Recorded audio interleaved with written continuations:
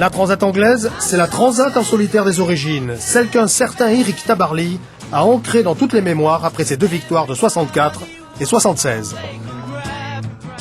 Le passé ne va pas nous servir à grand chose pour affronter l'avenir, sinon un tout petit peu d'expérience, mais c'est une course à part entière qui est peut-être la course en solitaire la plus dure qui existe.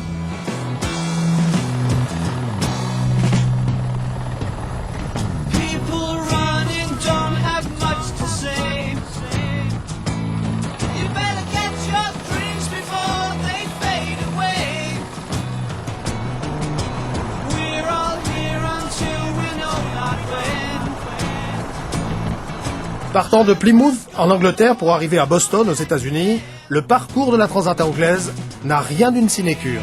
Ce qui est devant nous, c'est une traversée en solitaire de 2500 milles, presque 2800 milles, sur l'Atlantique Nord, contre les vents dominants, dans le froid, enfin bref, tous les ingrédients qui font que ce sera une traversée très dure. Michel a pris un excellent départ. Après un véritable chassé-croisé aux avant-postes avec Thomas Coville, 48 heures durant, au 3e jour de course, il est un solide leader.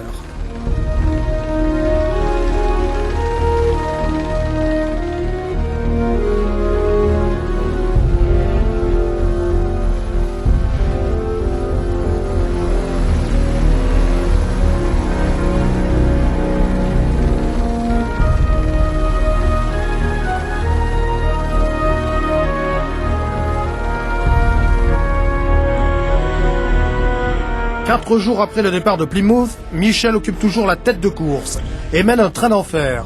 Il a effectué la moitié du parcours, déjouant habilement les pièges que lui tendent l'Atlantique Nord.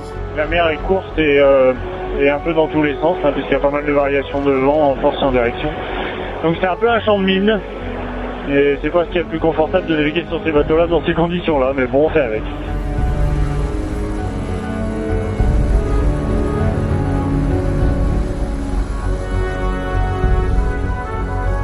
Le skipper du trimaran géant explose les compteurs. En 5 jours, il est le premier à atteindre les bancs de Terre-Neuve, s'ouvrant une voie royale vers Boston. S'il continue à ce rythme, il peut réussir l'authentique exploit de traverser l'Atlantique en solitaire en moins de 9 jours. Les phénomènes météo se sont très bien enchaînés et ça c'est un facteur de gain de temps énorme. C'est tout le problème, toute la problématique d'un record, c'est d'enchaîner des situations météo favorables. Je suis à 169 000 de l'arrivée et j'arrive dans 8 heures et 7 minutes si je continue à cette vitesse moyenne extraordinaire, n'est-ce pas mesdames et messieurs, de 21 nœuds 89. Voilà. You're a winner, my team captain, governor, you're the boss. You leave the others standing, you're my prophet, it's their loss. When they make the final count. En 8 jours, 8 heures, 29 minutes et 55 secondes, Michel Desjoyaux remporte non seulement la 12e Transat anglaise, mais il améliore aussi le record de l'épreuve de plus d'1 jour et demi. I hope we stay together, 'cause you fill my every need. Work on my ambitions so they come true. Give me just a chance to let me win. I was always slow to start up. Never made much. Thomas Coville est un beau deuxième. Arrivé au ponton, il est heureux de retrouver le vainqueur et tient à lui rendre hommage. The courage to admit.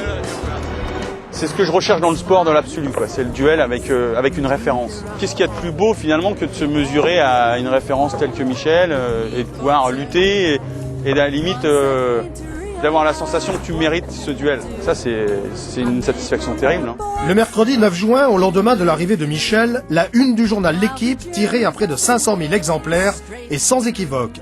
Les 23 000 équipiers de géants peuvent être fiers de leur skipper, fort de ses victoires dans la solitaire du Figaro, dans le Vendée Globe, dans la Route du Rhum et aujourd'hui dans la Transat anglaise. Il possède désormais le plus beau palmarès qui puisse exister en solitaire, mais il ne veut pas en rester là. Je ne fais pas de la voile que pour gagner ces courses-là. Il y a plein d'autres courses à faire que j'ai envie de gagner. Je n'ai pas du tout l'intention de ne jamais me réinscrire au départ de ces courses prestigieuses, même en les ayant gagnées.